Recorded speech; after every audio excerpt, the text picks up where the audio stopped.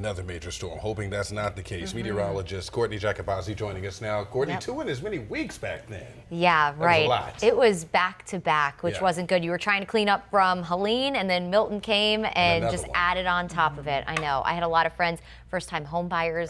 You know, so many devastating stories. We could talk for hours about it, but thankfully, we are not dealing with anything here at home. We do have a couple of storms out in the tropics, but none of those going to impact us here in the Bay Area. Tropical Storm Jerry holding on for dear life. It's running into a lot of wind shear right now. That's tearing the storm apart. Expected to maintain tropical storm status. And we have subtropical storm Karen. Essentially, its core is cool rather than warm, so that makes it subtropical rather than fully tropical. That's out in the northern Atlantic. Clearly not going to bother us. What we do have is a cold front that's moving through the area. That's giving us mostly cloudy skies this afternoon, and it's going to give us a beautiful weekend as some drier and cooler air ushers in. Dry across the Tampa area, but we do have a few showers moving into our inland communities. Polk County, Highlands County, just south of Lake Wales, north of Sebring. Looks like Lake Placid getting in on some light rain right now. That could drift into parts of Hardee and DeSoto County in the next half hour. Mostly cloudy skies out there. A few peaks of sunshine trying to come out here at Clearwater Beach. Look at the waves, though, crashing along the shoreline. We are going to have quite some high wave heights over the next couple of days.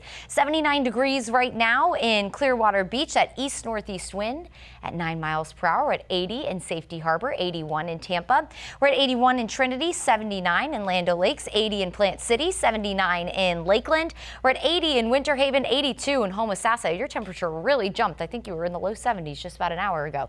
Wind forecast today, definitely going to notice it. East-northeast wind 10 to 15 miles per hour, gusts 20 to 25 throughout the afternoon. So pretty blustery day. And with the wind picking up, especially out of the east-northeast, that's going to leave us with rough waters on the bay. Seas 5 to 7 feet offshore. So we do have a small craft advisory until Saturday night. If you're not the most experienced boater, the next couple days just not for you to be out there. It is going to be quite a bumpy ride. Sunday does look better. So if you're trying to plan to get out on the water this weekend, Sunday will be the best day for that.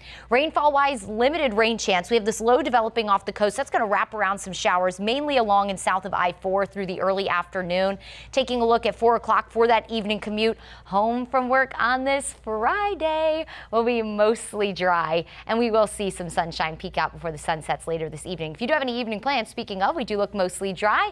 So if you have any Friday night date nights planned, you look good to go. No need for the rain gear. Saturday morning, we're going to start with mostly cloudy skies, but then as that low continues to drift north, that's going to bring in that drier air. It's not going to be super dry tomorrow, still a bit on the muggy side, but we'll at least start to see a decrease in cloud cover, and that's a sign that our humidity is starting to drop.